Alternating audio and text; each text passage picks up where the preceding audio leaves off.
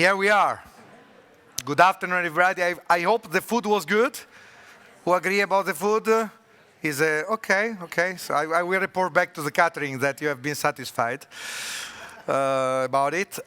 Welcome to the afternoon session of the conference. This is the closing session, so we hope it will represent a sort of end point of the storytelling we try to give you in the conference, starting from the current situation, analyzing a bit what are the challenges and future perspective in 4 key sectors, and now we are going to discuss about what will be the future priorities for Europe and what should be the future priorities for Europe. So, before starting the final panel, I would like to invite on stage the 4 chairs of the 4 panel session to give a bit of overview about the main outcomes, so to have also inspirational points. So I would like to invite Jesper.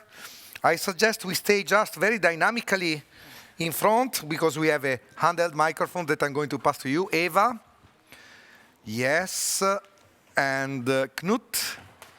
There he is. And Olaf.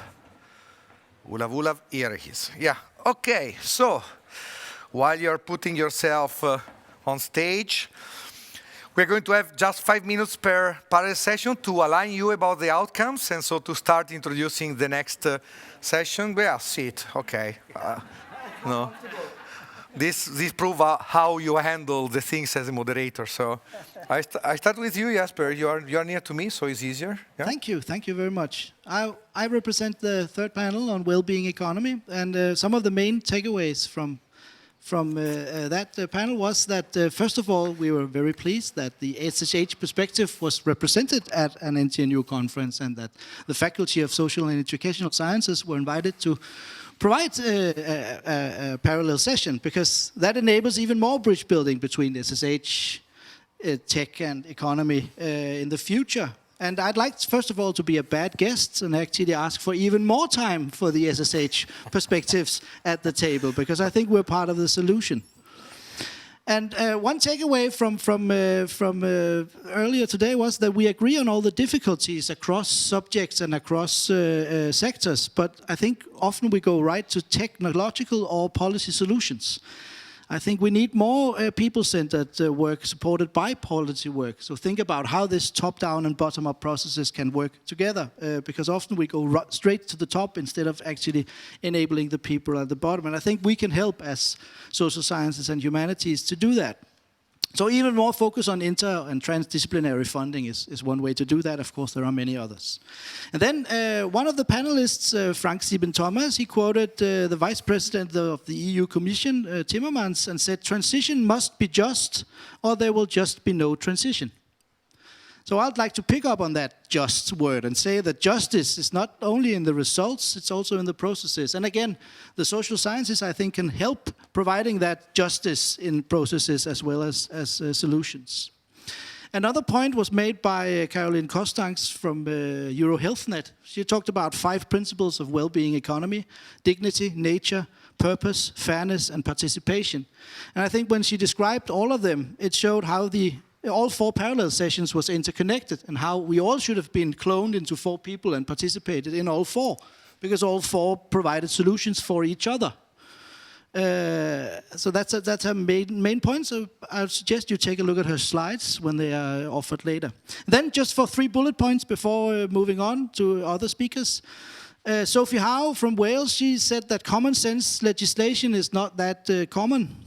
It's not normal for states to set long-term goals with foresight and backcasting and policy. So, to quote Dr. Phil, how's that going for you? Perhaps it's time for a change and actually do more common sense legislation and enable those common sense solutions. Secondly, I think it's time that we put the pyramid of economic priorities on its head and use economy as an enabler of social outcomes instead of social outcomes as a problem for economy. So again, well-being, not just health, people and planet, not just resources. I think that's to actually reframe the whole problem in another discourse is a way forward. And finally, Terje Eikemo, he showed us how large research infrastructure includes social science perspectives. So many of these large cohort studies or big data studies that are getting more and more useful, how do we put that to use for the people? How do researchers actually do research infrastructure that enables people-centered research, that is a big question for the future and for Horizon programs and other research programs. So thank you. That was some takeaways. Thank you very much. Eva, 5 minutes. Okay, thank you. We had the session about sustainable food and food habits. And this morning we learned about it's about people. We are consumers and we are people working in the food industry or in the farming industry or in policy. So about changing behavior and how to find these triggers were among the presentations we got. We had a very interesting group of people from very different perspectives, from the Joint Research Center at the Commission, from member of European Parliament and also European Commission, and Meat Industry Association representing 13,000 meat processors, and also on consumers and from the science part. So now my note went away here, but it was much about the complex system that we all know about. It's a complex system about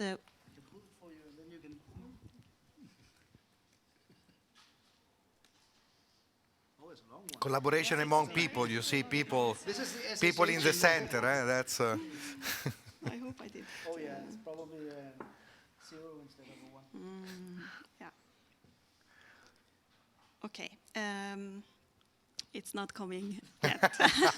It's time for a new computer. We have these long passwords in NTNU. Yeah. But in the meantime, because now it's working, Dr. Marlene Onesen from the Wageningen, she asked the audience about how willing are we to be sustainable, and we all raised our hand, and how much sustainable are we, and that was different between these two arms, and that was a very nice way of showing it. Now I need to do this one more time.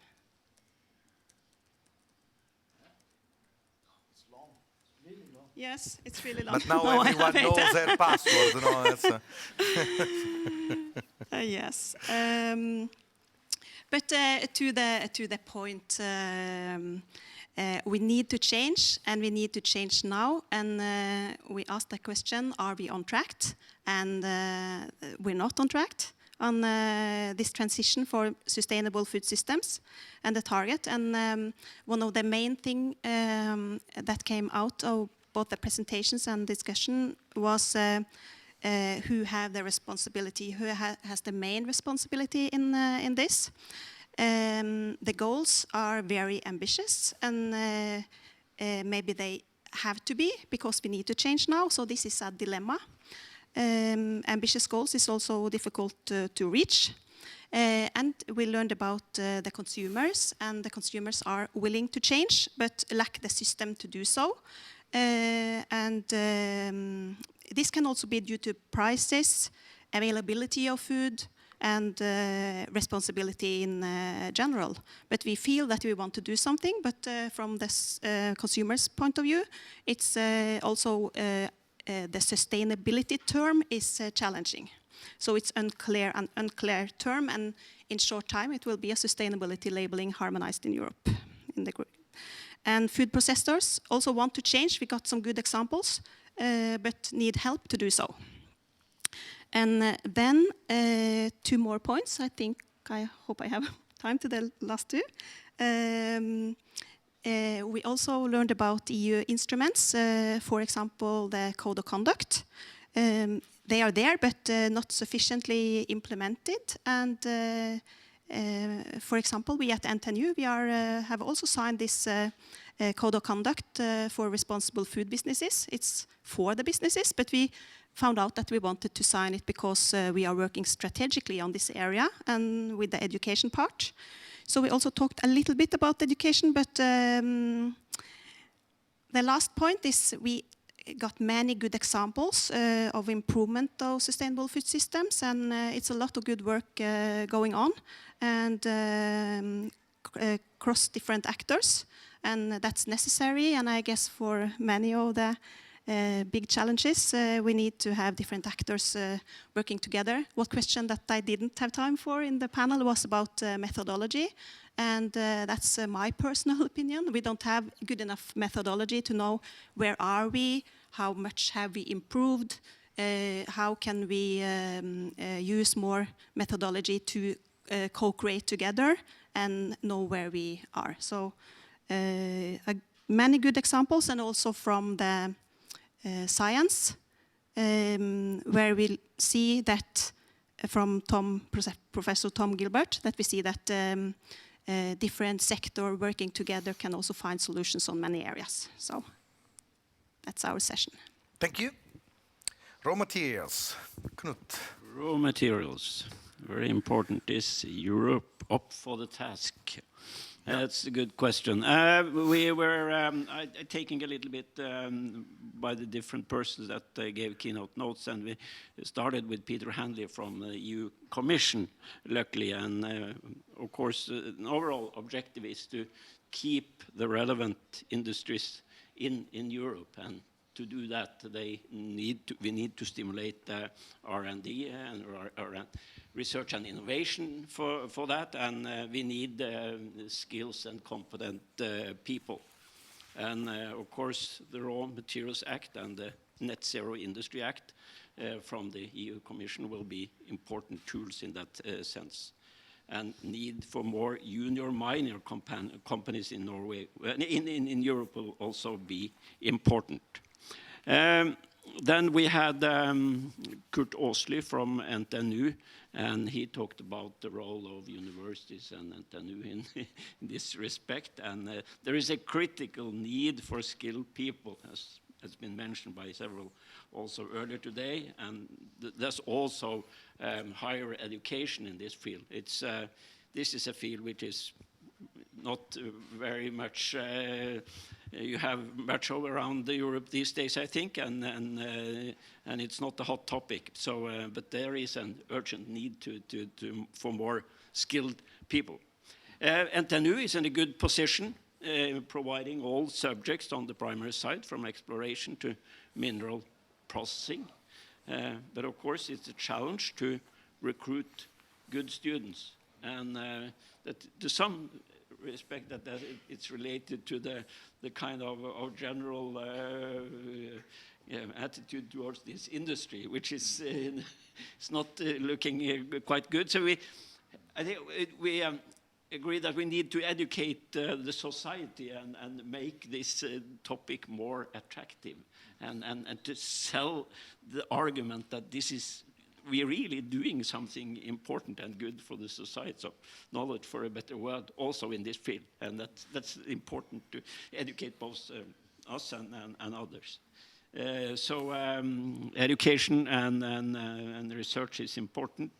Then we have had a representative from the solar industry, and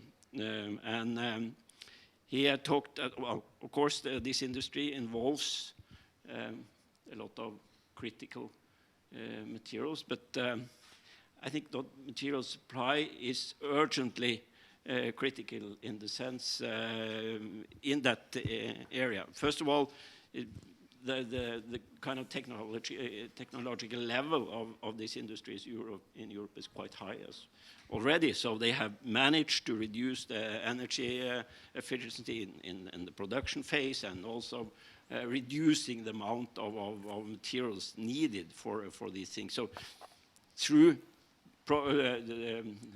kind of big collaborative projects already you reach quite far, and also there are potential in the future.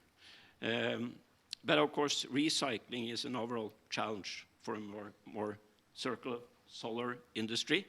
And it was emphasized there we should focus more on quality than quantity volume to avoid downcycling. So that's an important takeaway in that respect. And that also brings me to the last speaker, Markus Reuter, and he talked about recycling, all about maintaining quality and energy. And Currently, very often the approaches to recycling is too simplistic, and you need a more system type approach covering all aspects along the value chain from raw materials to recycling, and then only comprehensive physics-based simulations taking all aspects into account provides the basis for a reliable process design which guarantees quality. And he also emphasized that we're not teaching the students these skills today, so that's also comes to how to improve what we teach and put into it. And at the end of it, we must always balance the output with cost. That's also it's not always the best to recycle, or at some stage we have to balance the things. And a final comment which came up during the discussion, and perhaps a bit provocative towards someone think going on in the EU. Not everything can be solved by legislation. Need to balance science and legislation. So we also need science and not only legislation. So, okay. Thank you. Thank you. Green shipping. Yeah, green Olaf. shipping. We had a session on that. So we had perspectives both from the EU Commission, from the ship owners, and also the university perspective. We went through also the need for new technologies, mainly for propulsion of ships, new fuels like ammonia and hydrogen, methanol, lower speed of the ships, improved hull design, also the system perspective with improved logistics, and also reducing the need for transport, which is a big issue that we didn't go deeply into. But also regulation. Shipping is a very international activity and requires international regulations. So I think that this area is or could be characterized by a wait-and-see attitude. And the people in the industry or in the shipping area are waiting for what kind of technology will be the winner, what will be the fuel of choice, when will stricter requirements be implemented, and in general, when will it happen? Also, I think we heard that there is a need for more pilots and demonstration on the way to large-scale implementation of some of the new technologies. It's also without doubt that there is a significant need for investments, and also that the lead times to renew ships, to refurbish ships, to install new technology, it will take time.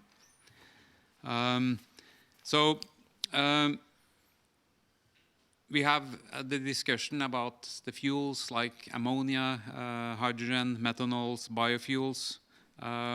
This has to be produced with renewable energy or without climate gas emissions, so that we require a significant increase in the renewable electricity production in order to shift the type of fuels to be used in the shipping, or to use fossil fuels like coal and natural gas and oil, and produce the new fuels with CO2 capture and storage. Nuclear power is also an option in the future within shipping. There was an example given that if we convert all the fuel use into also using ammonia, in order to produce that ammonia, we need to spend more than half, 54% was the number, of the renewable energy production that we currently, so it's amazing how much it is. Or if you're building new capacity for that electricity, it's about 140,000 offshore wind turbines. Wow. So one of the, I think, things that we concluded with is that there will be a very tough competition. Also, in order to change things within shipping, there will be a very tough competition about renewable energy and renewable electricity in particular, because there's also other areas that are wanting to use renewable electricity. Thank you. Thank you, Olaf. Thank you very much. And thank you for all you four for this initial warm-up.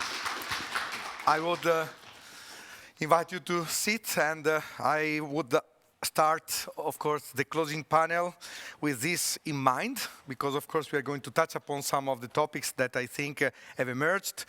I noticed that there was an element of connection between the four people. Skills. These are keywords that I think are going to also permeate the next part of the discussion. And to start it, I would like to invite on stage my Prorector for Research and Dissemination, Tur Grande, for his keynote about preparing for the future in times of transition and transformation. The floor is yours. Thank you. Good morning, good afternoon.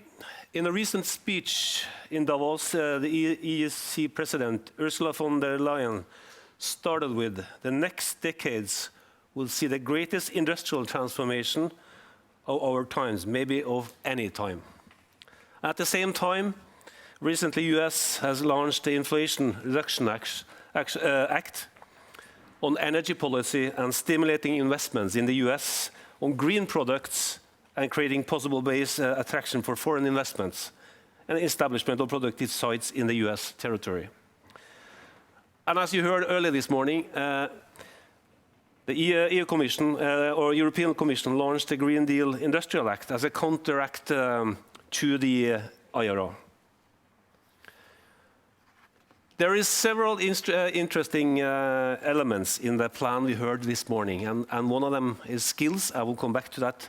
But it also, for example, open up for establishing regulatory sandboxes to allow for rapid experimentation and disruptive innovation. Of course, that is also an interesting thing for a university like NTNU. It's also, if this is going to happen with the sound of these innovative approaches, it will be further improved the possibility to valorize and exploit the outcome of research activities that the universities and the research centers are continuously performing by creating a further favorable innovation environment in a European context. This part of the proposal, overall simplification of the regulatory framework linked to innovation and technology adoption, which appears to be a promising measure to further improve the capacity or the capability of Europe to hand over industrial innovation and keep our continent competitiveness. But then back to skills. Further reinforcement on the concept of the people and skill. It's good to see that the concept of the people and skills must be a part of the green transition. And talking about skills, it's not only about technology. We heard earlier today that talking about skills, there are more than only technology.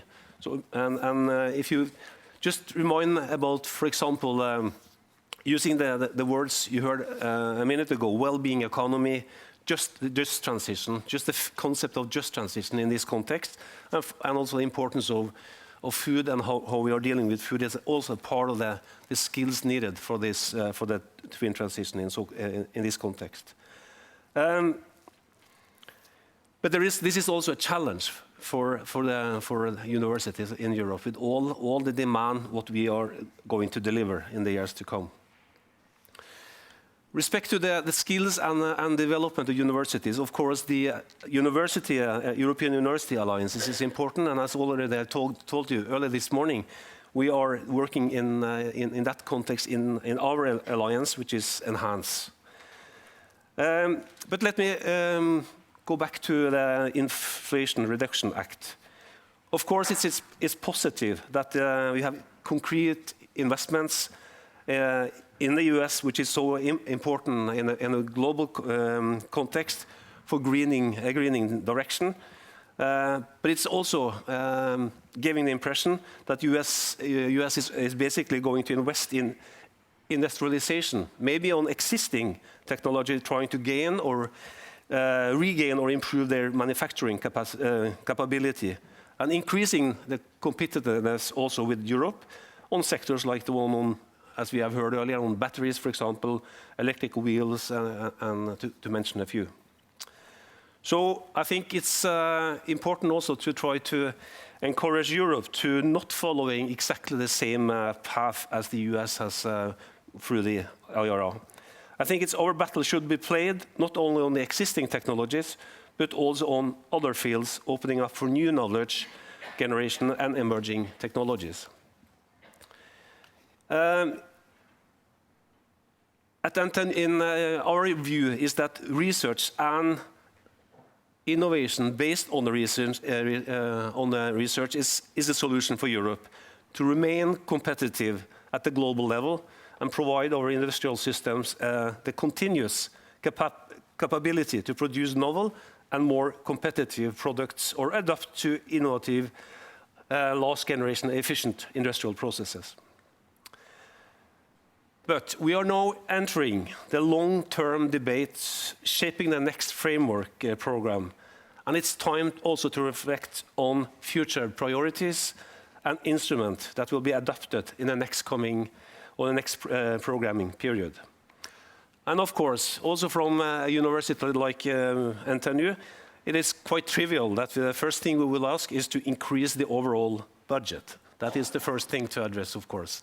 And that was also quite an important issue when Horizon Europe was launched. At NTNU, we are about to define our future thematic interdisciplinary research areas, pointing to the challenges of our time. And it's not a big surprise that at least 3 out of 6 of these areas will be energy, ocean, and health. And that will basically focus areas that will characterize our strategic research and innovation direction from next year and into the future.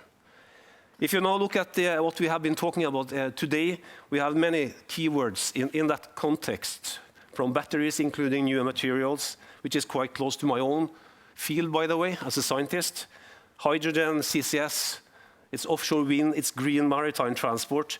There are many of these technologies where we will concentrate our efforts as a part of the overall system. Another area which has not got much attention in this context today, but that's smart or sustainable smart cities. But I also would like to address at the same time that it's not about only technology. Again, pointing to the importance of a well-being economy, including all the perspectives in that context. The just transition, just to mention that again and again, importance of how we are supplying our global or the world with sustainable food. In the ocean sector, we have currently started to realize the Norwegian Ocean Technology Center in Norway, the biggest research infrastructure in our country ever. And it will become, in a few years ahead, the most advanced facilities for research and education in the maritime sector. Its main objective will be to contribute to the green transition of the blue industries. And in this context, it's shipping, as we heard about today, it's aquaculture related to food, and it's clean energy production related, for example, offshore wind. This will happen also by exploiting the fjords of Norway, particularly the one close to Trondheim, but also in other areas, as a living lab for the infrastructure for giving opportunity for full-scale testing of, for example, autonomous vehicles, and build a comprehensive sensing system for environmental monitoring. And at NTNU, we look to the oceans for several different solutions. Of course, it's a country with a long coastline. And of course, there is 3 main keywords here. It's food, it's energy, and it's transport.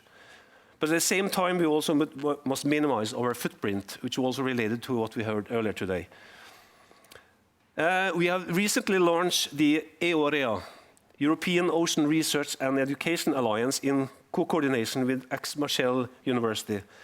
It seems as a fundamental ingredient to help us in collaborating with European stakeholders and put at disposal of the European research area our knowledge and infrastructures. In terms of instruments, NTNU is today an active player also in the so-called KICS of the European Institute of Technology, where the participation as a core partner in the new created culture and creative industries won't represent the last achievements. Needless to say, we are also extremely supportive about the launch of a new KIC focused on the marine sector, and we're looking forward to contribute to its establishment that apparently could happen in 2025.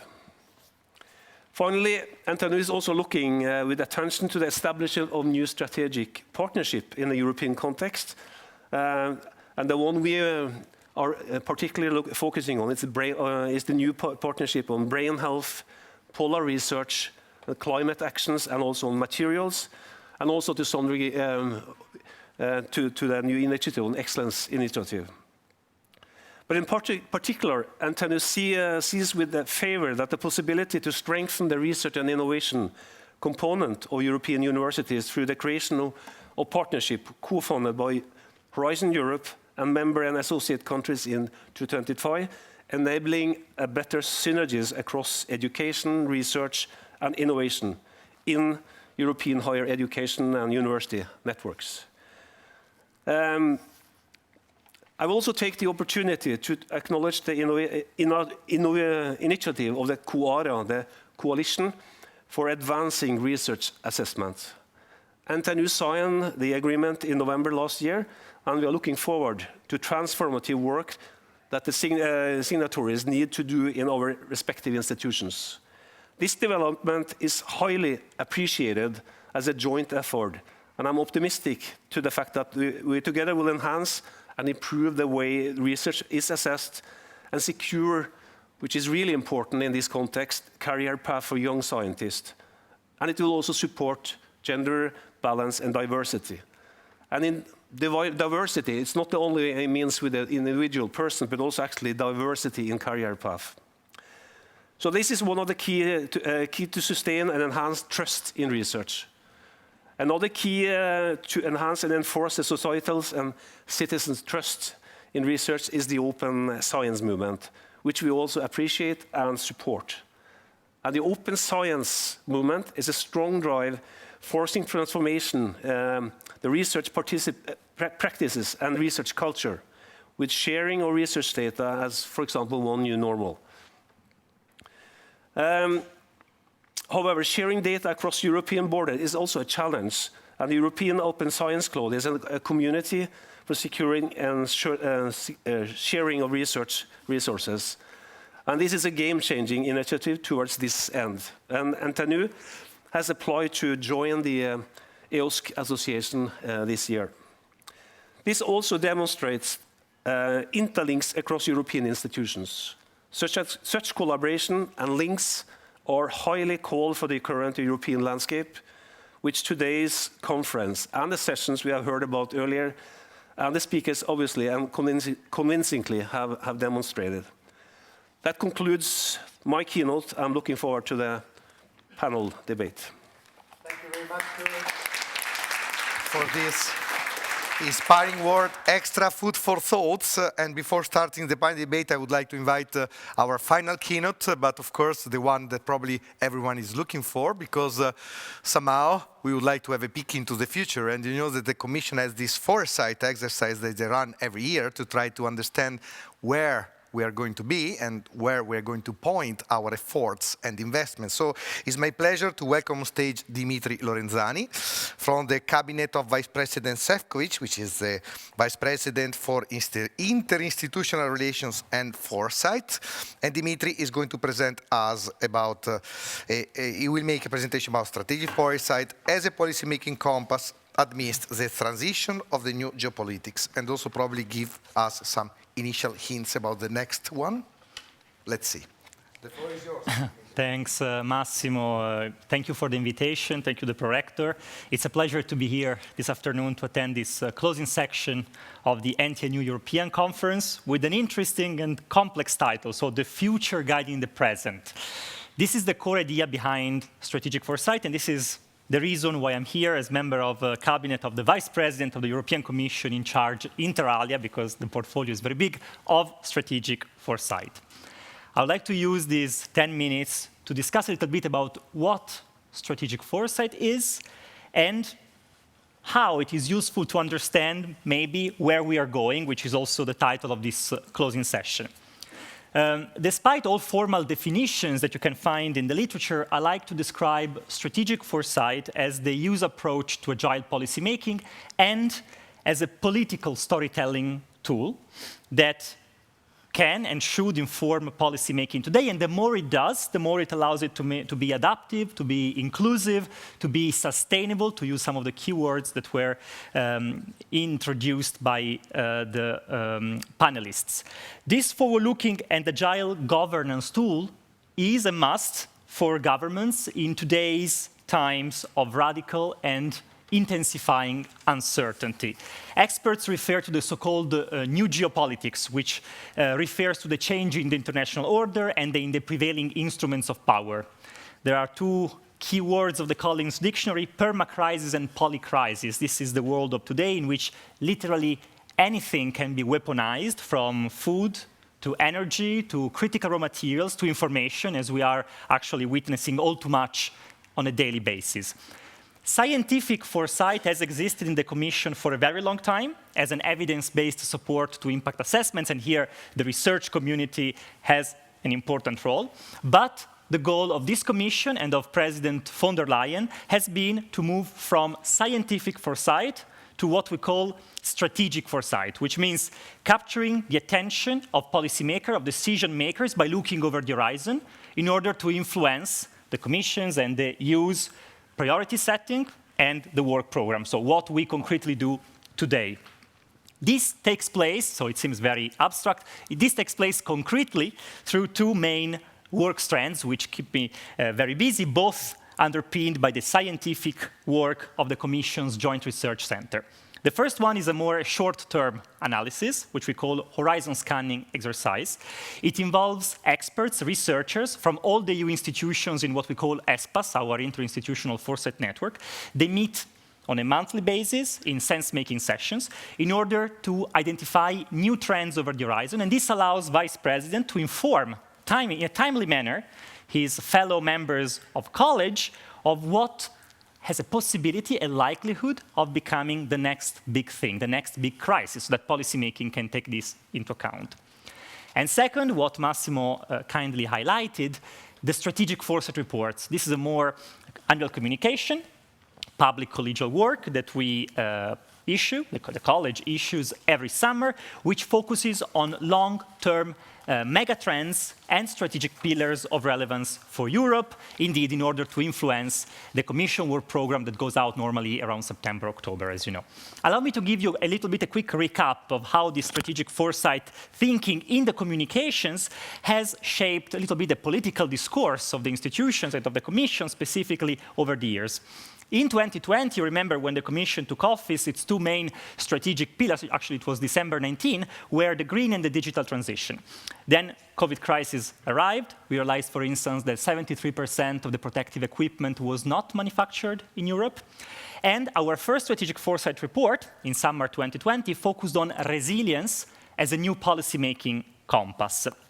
So it was highlighting the necessity to focus not only on Europe's short-term recovery from the crisis, but on long-term resilience, meaning emerging stronger from a crisis from this holistic perspective, social and economic, geopolitical, green and digital, and you've heard many of these today. This is what we call bouncing forward. And this has become de facto a new strategic pillar of the Commission's and the EU's action, as you have seen, for instance, with the Next Generation EU, the so-called recovery plan, sometimes we call it, which is de facto a second EU budget that conveys significant financial resources to resilience-enhancing reforms and investments in the member state. In 2021, we focused, we zoomed in specifically on the geopolitical dimension of resilience, which is what we call open strategic autonomy, meaning how Europe can achieve global leadership in an increasingly unstable and multipolar global order. And we, for the first time, introduced, and this is the operationalization of strategic foresight, 10 areas of action, 10 pillars on which the Commission, the EU, should focus in order to enhance open strategic autonomy. Given today's setting, I want to stress that among these 10 pillars, there are research and innovation, and I'm quoting, developing and retaining skills and talents that we need for the twin transition. So we are here discussing about a crucial pillar of Europe's open strategic autonomy. I also want to stress that now it seems very easy to talk about open strategic autonomy. It's a bit everywhere in the news, but 2 years ago, in 2021, it was extremely difficult, politically sensitive to talk about it. Last Monday, instead, I was in Madrid with Prime Minister Pedro Sánchez, who announced the main theme of the Spanish presidency for the second half of 2023, and guess what? It's open strategic autonomy. And this is actually linked to the topic of our next strategic foresight report. So indeed, Massimo will be announcing it. Our next strategic foresight report will be adopted in June, and it will focus on the social and economic dimension of open strategic autonomy. So this means that in terms of these areas for action that we are trying to identify, we are trying to understand how sustainability can be at the heart of Europe's open strategic autonomy. So concretely, what strategic decisions need to be made to ensure a socially and economically sustainable Europe with a stronger role in the world in the coming years, in the coming decade. We will do this not alone, but in a participatory manner, as usual, involving our strategic foresight network in the Commission, but also in the other institutions, what we call ESPAs, and most importantly, our EU-wide foresight network of ministers for the future. This is something that Vice President Šefčovič has created in 2021, and which is showing actually, I think the example of Prime Minister Pedro Sánchez highlights it very clearly, its potential in boosting foresight capabilities in the member states. More and more member states, prime ministers want to have these people looking towards the future directly attached to their offices, to the prime minister's offices. And in agreement with Pedro Sánchez, with the upcoming Spanish presidency, and this is the big novelty, this work will be feeding into the discussion of heads of states and government, of leaders, in a European Council in Granada in October 2023. So I mention this because you can see that Vice President's mission, embedding foresight into policymaking, has actually been taken to a whole new level, the level of heads of states and government. Now, let me conclude with some reflections, more on substance, on why this issue is important and maybe where we are going. So certainly what we are seeing is that the world is increasingly driven by the rivalry between US and China, and that these two great powers have embarked on a decoupling journey that has a very clear purpose. It is the one of addressing their over-dependencies. And this can be challenging for the rest of the world, and, well, guess what? It can be extremely challenging for Europe.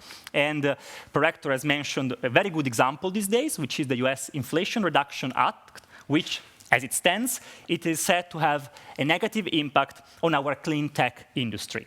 And also, of course, we keep facing the unfair competition from China's massive subsidies to the clean tech sector. And all this very clearly is putting at risk Europe's sustainable competitiveness and, of course, capacity to attract investments, also investment in research, technologies, and innovation. We are working hard on these issues already today. Prorector has mentioned that last week the Commission put forward the Green Deal Industrial Plan. That mentioned specifically is aimed at boosting Europe's sustainable competitiveness. Again, the key words. Sometimes we say competitive sustainability, sometimes competitive, sustainable competitiveness. But here what we are referring to is boosting Europe's manufacturing capacity in what we call the net zero industries of the future. There are 4 pillars. The three of them are fast-track permitting for strategic projects, so a predictable and simplified regulatory environment, access to finance, so we're referring to streamlined state aid, for instance, but also to better use of EU resources, REPowerEU, InvestEU, Innovation Fund, in the medium term, a more structural solution via a so-called sovereignty fund that the President has announced, ensuring open fair trade, I would say, for resilient supply chains, so working more with the others, for instance, ensuring that free trade agreements help our transition. And the 4th one, I left the last one, and the most important one here is skills, accelerating training, upskilling, reskilling to reflect a rapidly changing labor market. And by the way, this year is the European Year of Skills, so this is a very important aspect. So the message that we are trying to give to the European clean tech industry is very clear. You belong in Europe, where you will find all that you need to succeed. And in this context, however, I believe that scientific foresighters in RTOs, but also strategic foresighters in the government, have a duty to lead the necessary reflection on the foundations on a new sustainable economic and industrial model for Europe, which of course should also be a normative example for many others, for many other people around the world, as we cannot achieve the sustainable transition, the sustainability goal alone. We represent only 8%, for instance, of global greenhouse gas emissions. This difficult task includes reflecting also on how sustainability, as I call it the European way, can be a formula for our own success worldwide as a socio-economic superpower, and also effectively answering in the long term to increasingly aggressive industrial policies worldwide while achieving these transitions.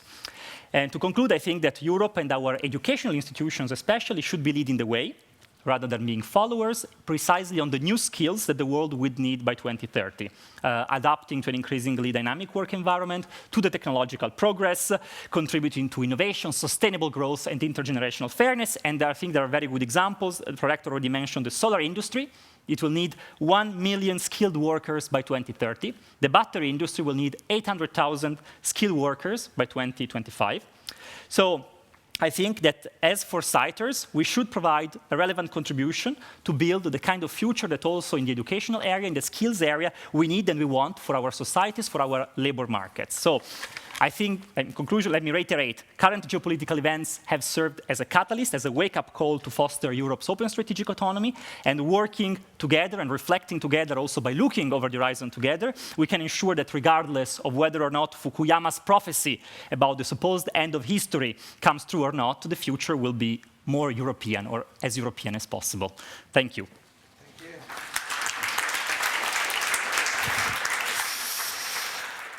Well, I think we have also a good time to start a debate. Be prepared, because I plan to open the floor also for question and answer. Little instruction, you have a microphone hidden into your armchair, so you can, if I give you the permission to speak, you can just extract the microphone and pose your question. Given that, let me invite on stage Muriel Attane, the Secretary General of EARTO, the European Association of Research and Technology Organization. Please. Dimitri, Tur, and last but not least, Matteo Vespa, the President of the European Students' Union. There we are. I'm prepared, you see. I got the good notes from my staff. Good. Apparently, I've been put on the center. That's I didn't want it to be, but it's fine. Dimitri, you should have been here. Really? I should have been there. Yeah. But as you wish. I feel very embarrassed to be in the center of the scene.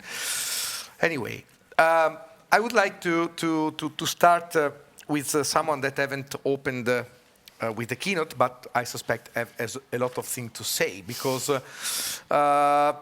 I would like to ask you, Muriel, a first reaction about where RTOs are standing in the context that you are depicting, and what is your vision for the future according to the challenges, the vision, the skills, whatever. I heard a lot of things, so I will try to pick up some. So I've been listening both to Thor and to Dimitri with interest. I think we're talking about ecosystems. So actually, when you're looking at Norway, you have very strong ones, right? Where you have NTNU working very closely to SINTEF, but also the other members of the RTO National Alliance, FFI in Norway. And I think that's where Norway is quite strong in, if I compare to other countries, where actually the technical universities with the RTOs are working quite closely. I heard some challenges, so I will come to that on the Norwegian participation for the Green Deal industrial plan that maybe Dimitri wants to pick up on the state aid. If we were just analyzing a little bit the Green Deal industrial plan to see where we were thinking we could provide input, and we flagged like Thor the skills and also the sandboxes. I think we've been quite vocal, saying that we have labs. We call them technology infrastructure. They do research and tech development, and they do helping for the scale up. And we think that we were missing a little bit of European coordination on having per industrial sector a real good gap analysis and mapping of what was existing. You know that a lot of this infrastructure are shared between RTOs and technical universities. They are costly more and more. especially on certain areas. We are talking about billions euro type of investments over a few years, of course, but still. So there was a good thinking done already on microelectronics to try to think, okay, what can we do for the tech of the future? Where are the toppers? And we did that for the clean rooms. And we did that for when we have the top clean rooms, we have top 3 in Europe. Then how do they roll out the tech for smaller clean rooms? This is the digital innovation hubs. So how do we use this? And you see that Commission DG Connect has thought about testing and experimenting facilities. They have calls running, and they are looking at those sandboxes, the, pilot lines, demo. You have many wording. We call it tech infra. I think in the research program, we have one pilot which worked so far, and this is in aeronautics, done by colleagues like from Helmholtz, DLR, Onera, other RTOs, which really looked industrial need for the aeronautics in the GU aeronautics, discuss with the industry what they were missing in terms of labs, and trying to see, and they came up with a whole mapping. They have a list of 9 new pilot lines that need to be developed, and about 15 to be upgraded and maintained, which are not, the investments are not right there yet. And they are going to discuss that in the GU with the major group of the partnership, so the member states, to look at future investments. And I think we will need to roll out in this type of thinking, strategic thinking in terms of labs are becoming more expensive. Maintenance is a critical issue. Money is not going to be more. We have done a lot of debts now, so we have the recovery funds, but it's not going to maintain for so long time. We are very good with the environment of the research infrastructure program to think for the basic science type of infrastructure, but the type of pilot lines, sandboxes, maturing of tech, not that much. And I think there is more coordination to be done, and I think the pilot in aeronautics have shown the way. So we know how to do. I think the tool has to be used in different partnerships, maybe ocean and energy and others. It's probably easier when the industry is a little bit more coordinated. But I think we have the way, and Commission has done it for aeronautics, so I think this should fly a little bit, and I think this should be understood as one of the capabilities that technical university and RTOs can bring to the industrial plan. You're not going to have maturing of tech if you don't have places where you can test the test and mature it. And sometimes the tech may be mature, but the manufacturing capability and so the tech for manufacturing may not be ready, so you need to go back again in testing.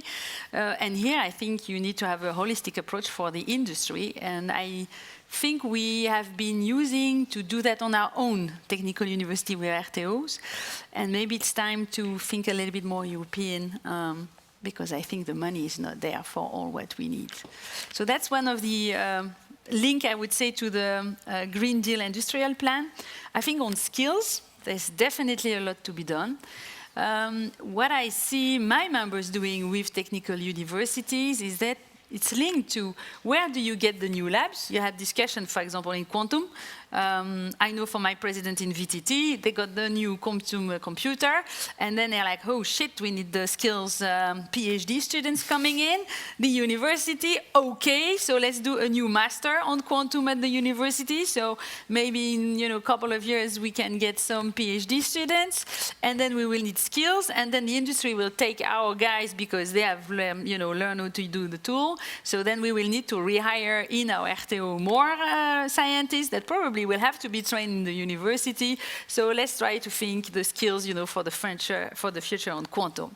And I think this can only happen with very good links between the technical university and the RTOs, where they are looking the labs of the future, what's coming up for the industry, and thinking together a line of skills for a certain specific sector. And I think it will happen again, like for the labs and the tech infra, at sector areas where then you will have some thinking and training. I see also something that university don't provide, but RTOs do.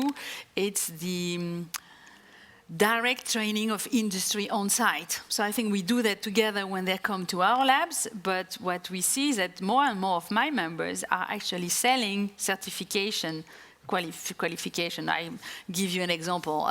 Firefighter performance issues by RISE in Sweden, or the welding certificate for all the welders in Global is done by MTC in the UK. Why? Because they do the welding research and material research for like the last 25 years. So if you want to know the latest tech, you better have the certification coming from there. And I think here, maybe we are not so aware of this. I see a lot of the industry coming saying, we will have trainings for us. And I think they are forgetting that for the tech of the future, if they don't take, from the master to, the postdocs and etc., that line plus going into the RTO world, I think we will miss the boat. And now we hear a lot industry will do on their own because of the huge amount of figures you just showed with thousands of skills workers, but they have to come from somewhere and trained by someone. And I don't think the industry will do that on its own. So I think you will need both the technical university and the RTOs for that. Plenty of provocative points. You have answered also to some of the questions I was thinking to pose to you afterwards. So now I am in troubles. I have more ideas. That's totally fine. So maybe a first reaction from you, Tur, on research infrastructures and skills. And I would like also, of course, to hear the students' voice afterwards. Shortly on infrastructure, I totally agree. I mean, you mentioned quite a lot. Share facilities, but at different tier levels. Collaboration, international collaboration, institutional collaboration across sectors, from academia, institutions to private sector. So I fully agree, and I think it's important to put that on the agenda. Very good. Matteo, what is your vision for what the students should have in this framework, which is very challenging, I suspect?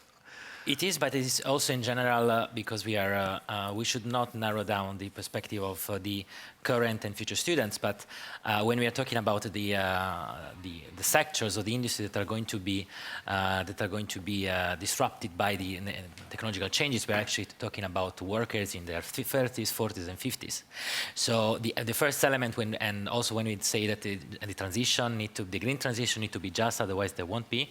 We are talking especially about those that, as of now, are in a specific sector that could die out, and that afterwards they need to be reskilled or they need to be upskilled. So the first element that needs to be there is the element of lifelong learning. And this is something that we promote, and that goes well beyond the discussion about the third cycle and what enters in our normal scope of work as European Students' Union, which is the Bologna process, so especially bachelor, masters, but also PhD.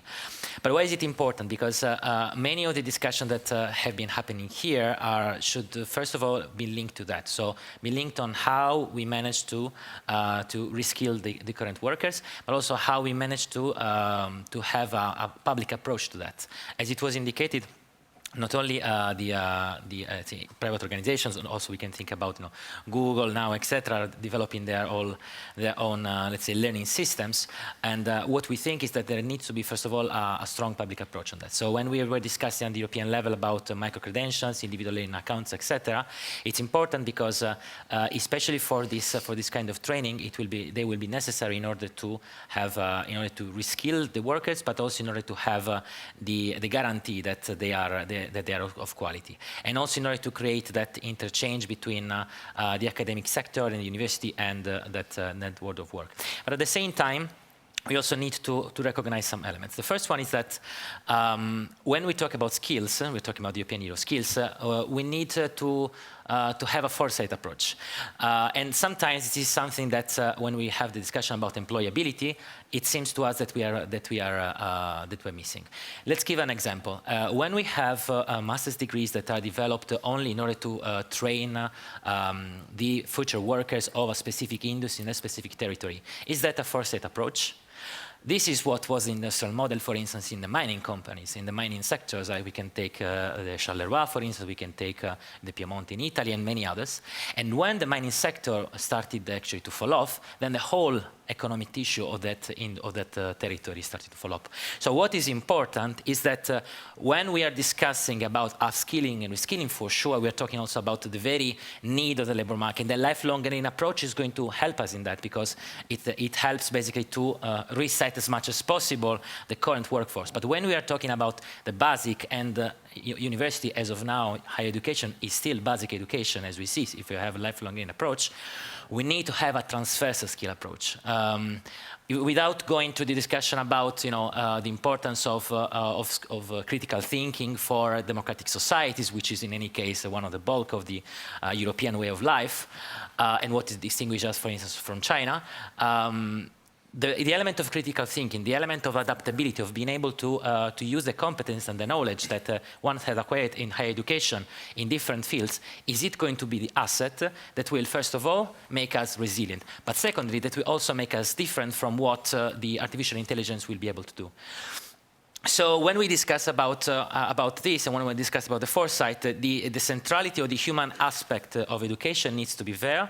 We need to discuss about the fact that we need to have a student-centered approach, a student-centered learning, that when we are discussing about skills, we need to consider transversal skills as well as the reskilling of the current workforce.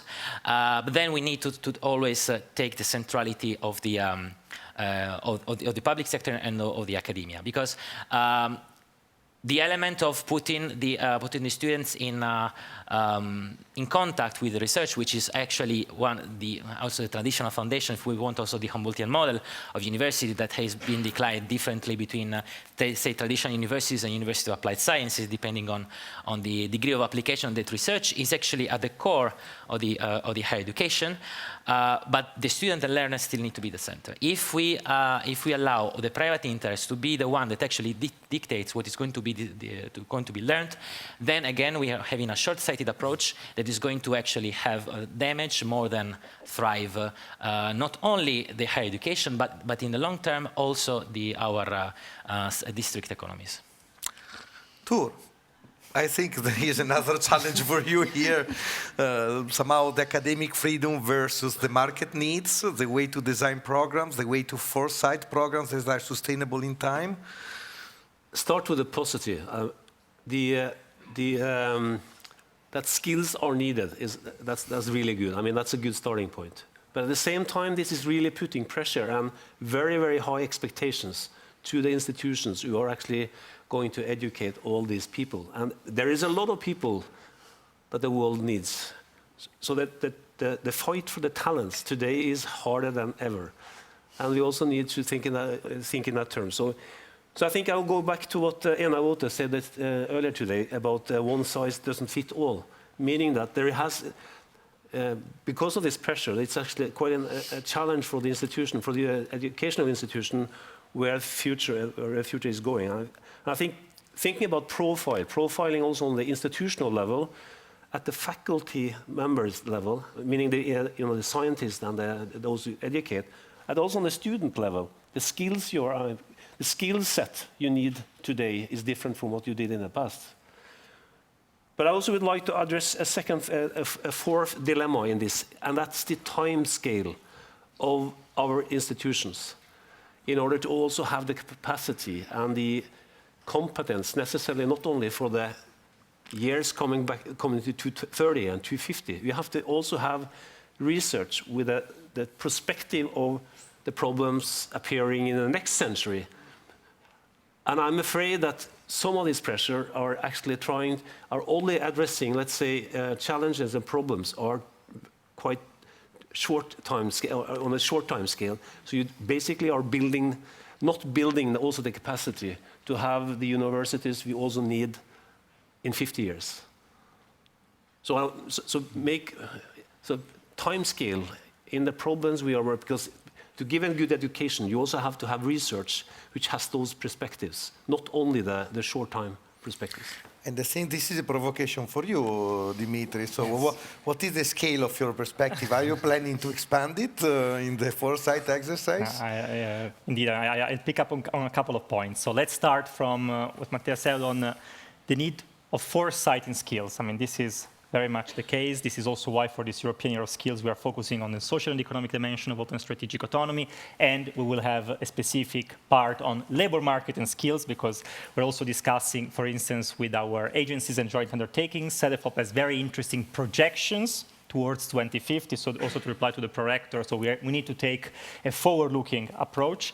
We know that, for instance, the demand for high-skilled workers in Europe will go up, I think to 46, 48%. This is actually, in terms of proportion, quite a significant increase. And indeed, we need to think of the industries of the future and also cohesion inside Europe. This is also what the Just Transition Fund, Just Transition Mechanism was originally thought for. Second point I'd like to touch upon is the Green Deal Industrial Plan. So this is, first of all, a framework. It's a communication. Not by chance the communication comes first, then it comes the discussion among the leaders, and then we will try to operationalize some of these ideas in view of the next European Council, which is at the end of March, I think the 24th of March, if I'm not mistaken. One important part is indeed the part on skills, and there I can pick some interesting ideas. One, for instance, is the skills-first approach. It means focusing on competencies, important principle, as opposed to just qualifications.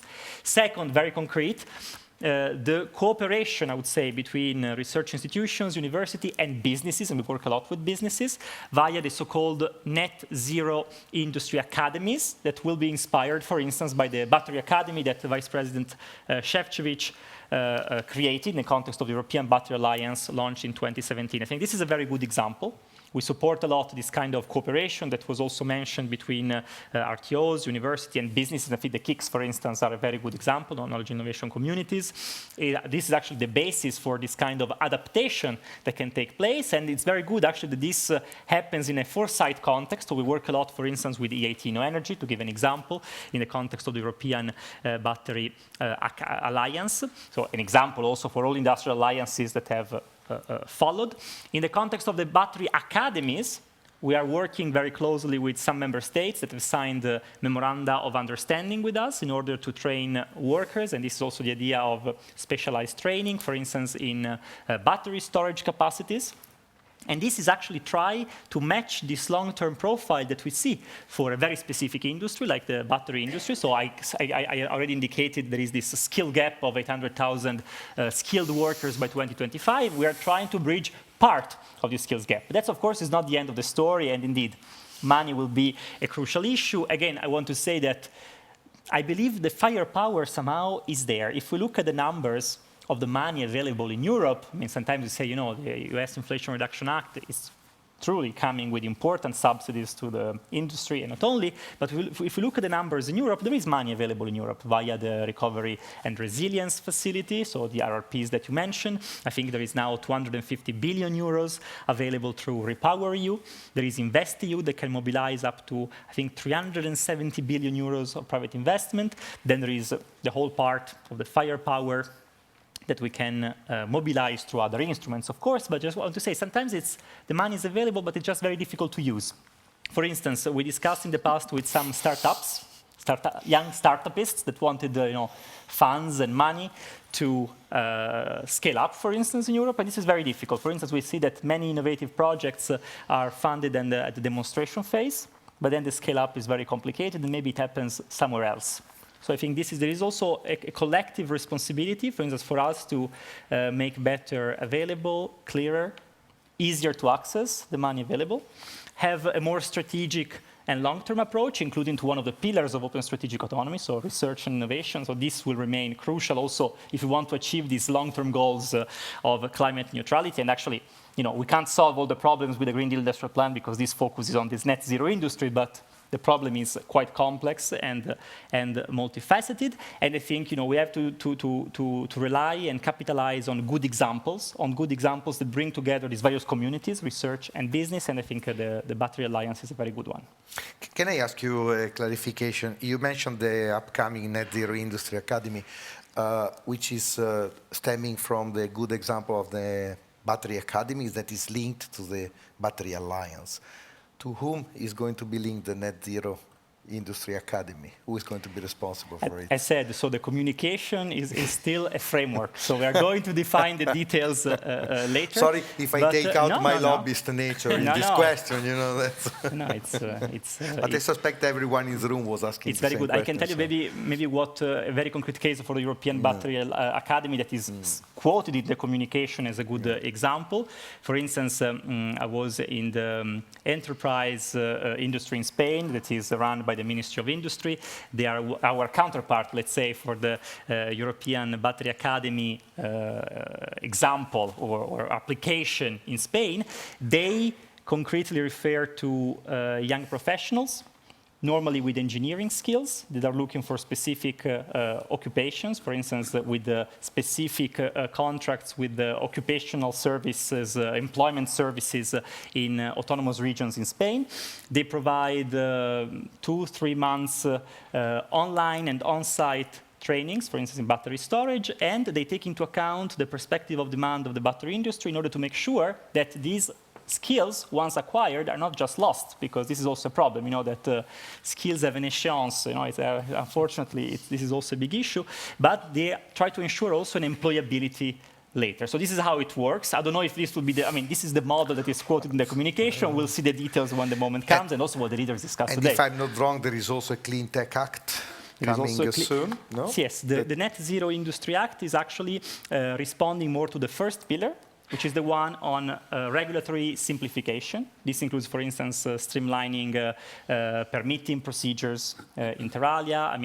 It's part actually of a bigger effort that we actually see of complexity in permitting, which especially in clean tech industries can be a problem, can take a very long time.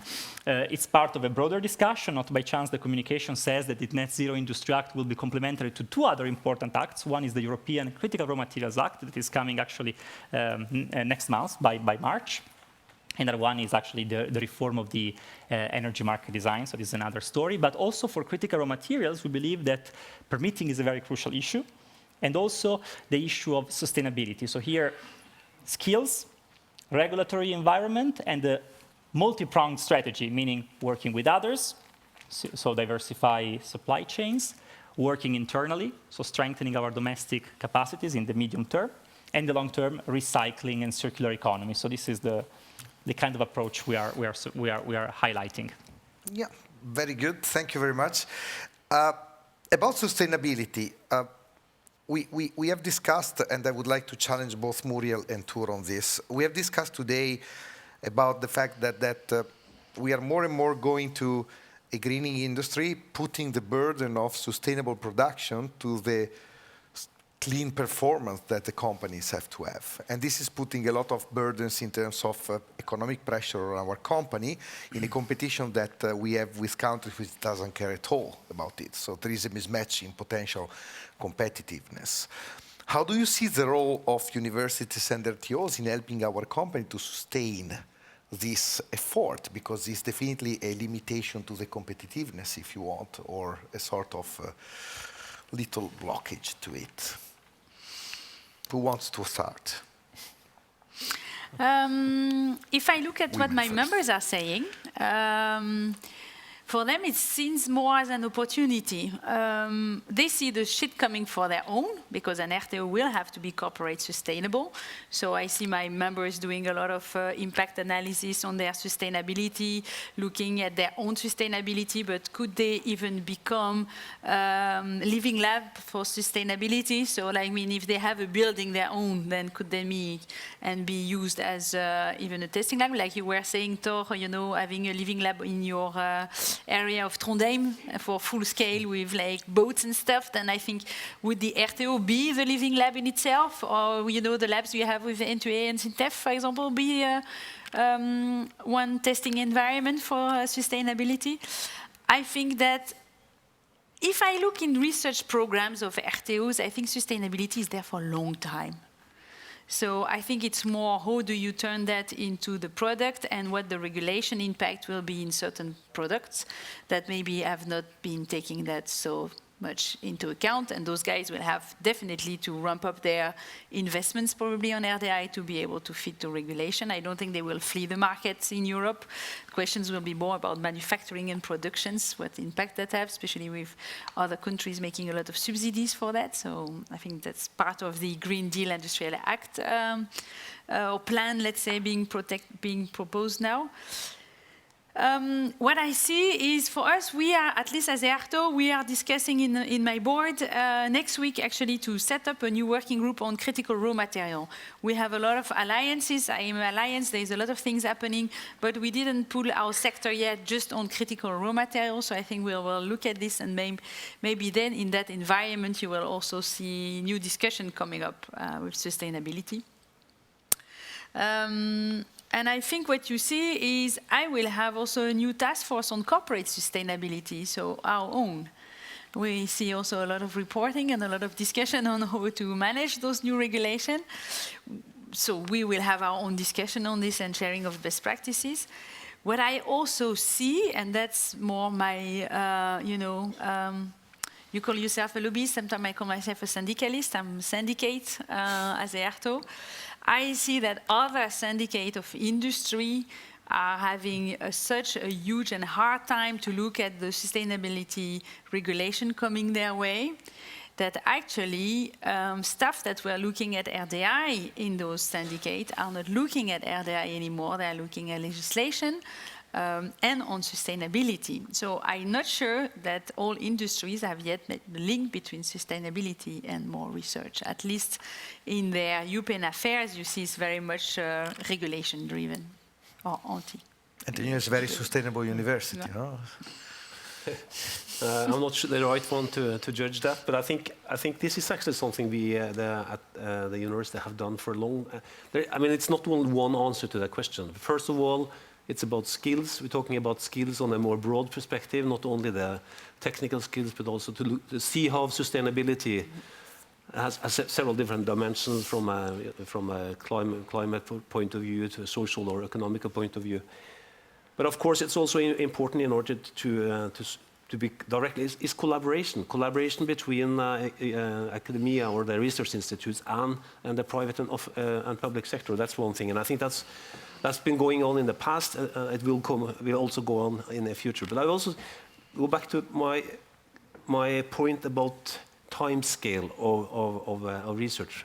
If you look at, for example, circular economy, the life cycle analysis and all the science behind the circular economy didn't start now. It started many, many years ago. And that's what I'm talking about. We need to also look at what the kind of skills and mindset we need also for... So again, the question here from the university point of view is that we should do what we always have done, to make sure that we are able to deliver the skills and the candidates with the right skills with the society need. That hasn't changed. The only thing that's changed now is the speed in a way. It's because it's a sense of urgency, of course. Speed and pressure, yeah. I would like to open the floor to the audience. Is anyone willing to challenge our panelists? Yes, I have one in here and one at back. So please take the microphone, push the button. Yeah, state who you are. So, Bernard François. In fact, I have a question which is even about the title of the conference, The Future Guiding the Present. Because through all the, let's say, the intervention I had seen from this morning to now, I have more the impression is the contrary, is the present guiding the future. Because all the time we speak about the war in Ukraine, and due to this we had to change this. There was COVID, so due to this there was a lot of EU money which was reshifted to vaccine or to other stuff. So I would like to have perhaps the individual opinion of the panelists on this, and perhaps more, and that's really more reflection about also what was said this morning. Also then saying, is it even not perhaps the past? Because we said, yeah, the war in Ukraine is the most important event since the fall of the Berlin Wall. Okay, for me personally it's not true, because it's the war in Yugoslavia, which was much worse because it was based on ethnical and religional discrimination. So we should also not just say, okay, obviously Zelensky was here today and he's doing good stuff on his country, but we should also look at the past and try to think, okay, what was the issue now? And as you know, in Yugoslavia, it's still not yet solved. Thank you. Thank you. Many things to consider. Who wants to answer to this very simple question, I will say? Yes. I think I try to, in a way, if all we are doing is based on what we have in the past, I don't think that's not the right perspective in order to think about future. So that's the dilemma, so to speak. And that's why I'm also addressing really, let's say, research activities which doesn't really have a perspective of a time scale of, let's say, 230 or 250. Yeah, let's say from the times of Tiresias, Cassandra, and the Kuman Sibyl, the quest to trying to understand the future has always been there. And actually, I would take the example of the weather. In weather forecast, if you cannot exactly predict what is going to be if it's going to rain or not, for instance, in a month, in exactly 25 days. But at the same time, you can look at the big trends. So what is important is that on the one hand, the further we go when we discuss about the things that could happen, the more also difficult it becomes the foresight exercise, because there are mega trends, and the first question, of course, is what are the trends that we are going to take in consideration, and the risk and uncertainty is there, and whether and how they are going to hit. And for sure, it's also important to have, and I agree with presentism. I still think that the war in Ukraine has been a change for the kind of the geopolitical message that has sent. So. But at the same time, it is true that it's important not to live in presentism, in that everything that happens, it happens for the first time, etc., etc. But how then to make sure that the future guides the present? When we were discussing about resilience, we are discussing also about the fact that you need to have the possibility to diverge some of the money that you put, for instance, and use that for the emergency, or use that to things that were not foreseen. So this kind of preparing for the unforeseen should be at the heart of it. And the fact that, for instance, we have not enough teachers, and those teachers also in the higher education are already overloaded of work. So how are they going to do also that lifelong learning and upskilling and reskilling?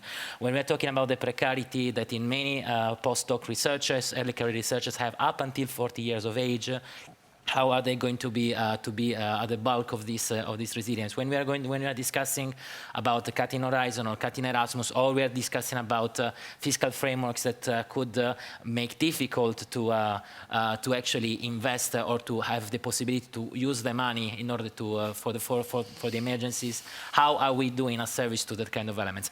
And all of these things are today on the table. When we're discussing about the former European semester, we are discussing about the fiscal framework. We are all discussing about whether we want to come back to the past, or we want to have the room of maneuver and the levy in order to invest for the future. And education and research, for instance, should not be part of the 3% rule of what is going to be there. And I think that sometimes this is also an exercise that should be done with the commissioners that are in charge of it, because sometimes we have heard stories of coming back to the usual before. A recipe that, as the 2008 crisis has shown, and a different answer to the COVID-19 has shown, was not working. So let's try not to come back to that past. Dimitri. I think Matteo has explained it very well. So foresight is not about predicting the future, although you can find on the internet many memes of my boss with turbans and tarot cards and crystal balls, etc. This is about catching the signs of new, catching the long-term trends, the mega trends, as Matteo has explained, and prepare in order to be able to react. This is the concept of resilience when the unforeseen happens. In order to do so, for instance, it's true, we have somehow reacted to COVID, we have somehow reacted to the Ukrainian, to the Russian aggression against Ukraine. So this was difficult to foresee indeed. I mean, there were some studies that were pointing to some signs, for instance, that pandemias are actually increasing in the world. So research here is very important, so that's why we really have to rely on scientific foresighters, I would say. But the idea is, for instance, that we introduced a monitoring tool, for instance, a resilience dashboard that captures some of these signs of change. And what we have tried to do is to integrate it in the European semester, in one of the most mainstream processes inside the European Union, run by the European Commission, which basically consists in producing every year these country reports that analyze the situation of the various member states and allow them to compare their social and economic policies. Why do you do this? To prepare for the future, to capture these signs of change and to be better prepared for what is coming.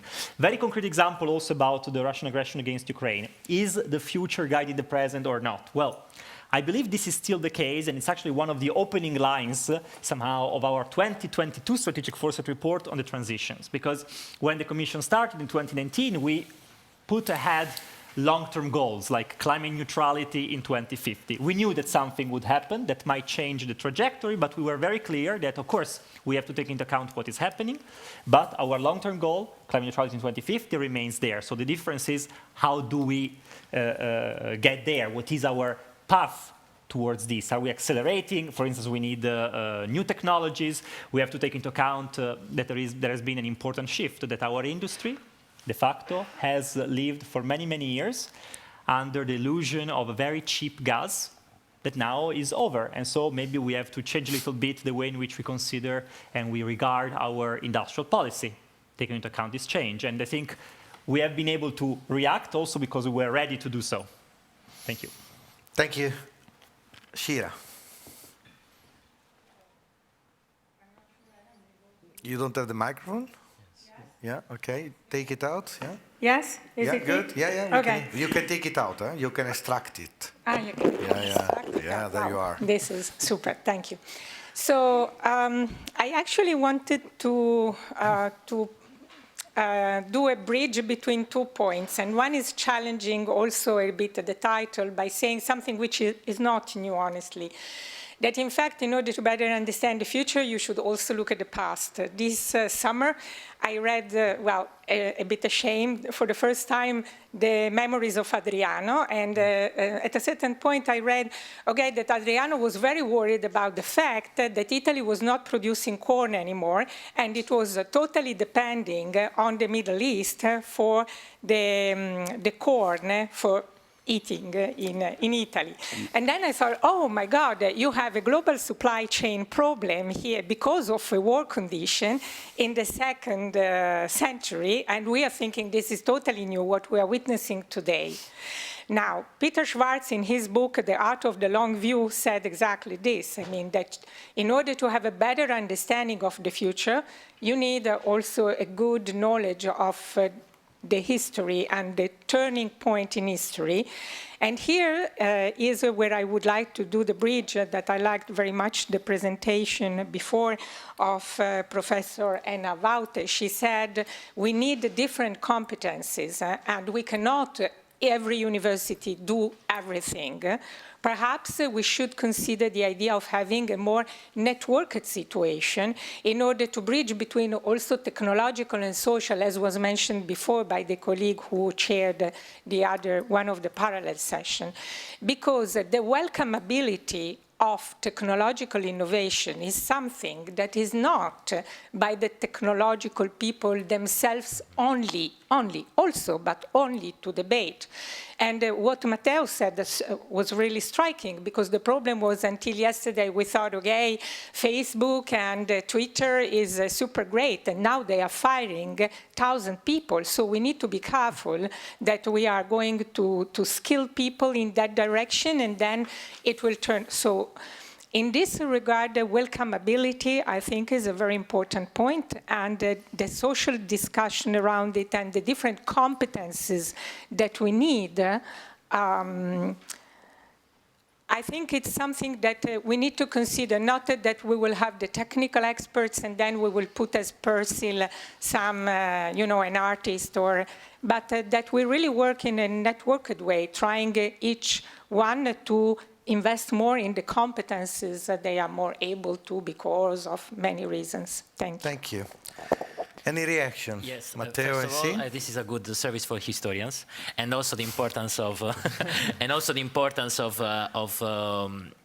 fact that when we that all the say branches of knowledge are important, and also that the fact that it is relatively new, if we want, like 200, let's say, years old, if this fact of having the sciences as a core sciences being separated by the human ones, chemistry comes from alchemy, and alchemy was linked to philosophy, that kind of stuff. Of course, it is a trend of the sectoralization, but what is important, and also it's going to become even more important with the automation linked to technological disruption, to artificial intelligence, etc., is what is indicated here, which is it has been called networking, but it's basically the fact of what is called the challenge-based approach of bringing around one problem, around one social question, experts from different fields that can provide their perspective.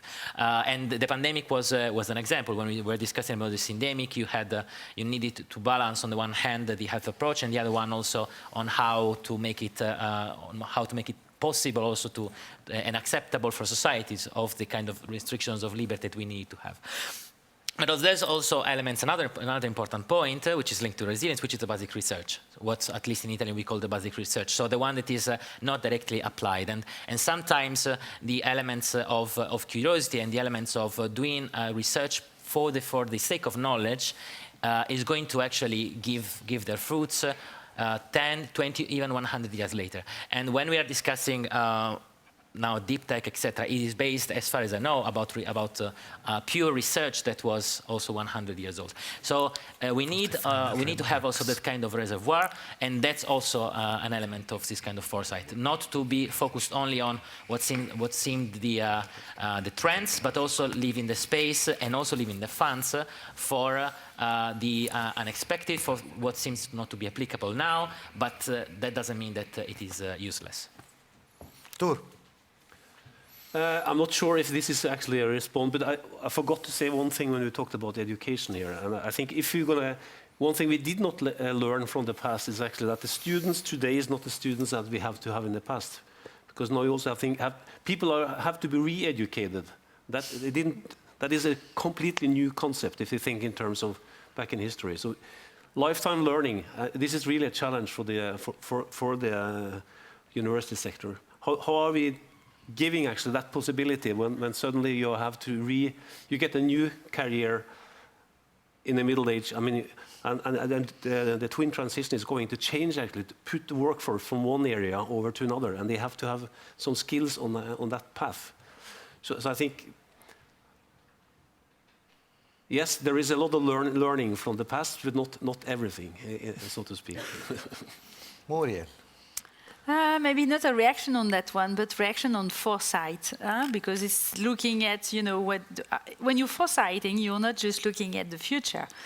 I think you're looking at trends, and you're looking at sometimes long-term trends, which started, in the past. So I don't think the foresight is just about, what do we smell today? I think it's more complicated. I have, institutes of Fraunhofer which are just on foresight, and I can tell you there's a lot of research on that.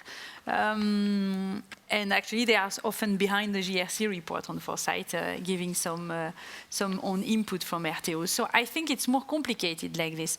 I think what you see with the reactions of today is that with the COVID and with the war in Ukraine, we had pressure points which did not expect now. So maybe it's not, as you say, the biggest crisis, and I would not go in comparison of wars. But I think you will have pressure today we didn't have, with a geopolitical environment which is even more complex than before, and where we have to see where Europe's end up, and where there is maybe a lot of money, but as you say, not easily picked up, at least not for research. And I'm not sure we are spending the money only on the right tools. And if I see an industrial plan without having a research pillar, I have questioned where the money will go. Yeah. Dimitri. Just one quick point, because of course the discussion becomes also very philosophical. I mean, Joan Battista Vico, corsi ricorsi, so the past repeats itself. T.S. Eliot, time present and time past are both perhaps present in time future, but the proposal is very concrete. We have delivered a lot under the strategic foresight agenda, but there is something we have not delivered, and this is actually what was mentioned. I think a network of very specialized RTOs and universities with capacities to look into the future and talk to each other was originally a part of our plan for a EU-wide foresight network, but we don't have the capacity because you see the firepower just me with the GRC. We have created a EU-wide foresight network at member states level, so more political, but the original goal was also to do this at think tank, university, and research institutions level. I think this could still be a good idea. It is still a good idea, and this could indeed drive a lot of policy debate. I mean, of course, the JRC is already talking to RTOs, to universities. This is the basis of some of the content of what we call the Science for Policy report. That is the scientific base that underlies our political strategic foresight report. But I believe doing this in a more systematic manner could be very important, could give more visibility to the results of sometimes research that is very much looking to the future, for instance, about the increase in pandemics, about something that we have seen a lot. I mean, the tensions that many people in the IR field, in the international relations field, were highlighting on Europe's eastern flank well before the war of aggression against Ukraine started. So this could help highlight some of the trends that are indeed becoming relevant already today, but looking to the future. So that's how the future guides the present, I believe. So thank you for the proposal. Thank you very much. So I think this concludes the panel debate, and I would like to reserve an applause to our panelists.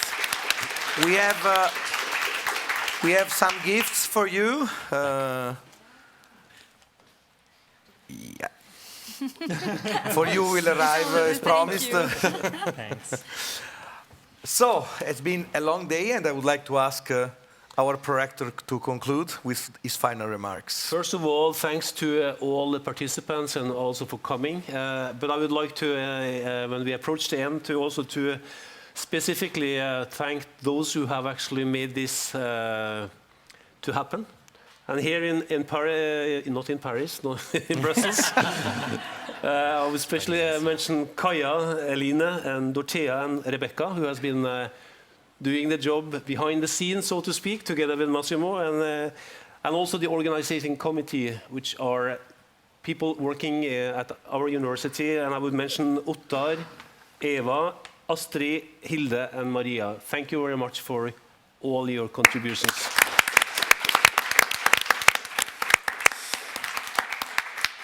See you at the 8th NTNU European Conference in 2024. And enjoy your afternoon. Thank you very much.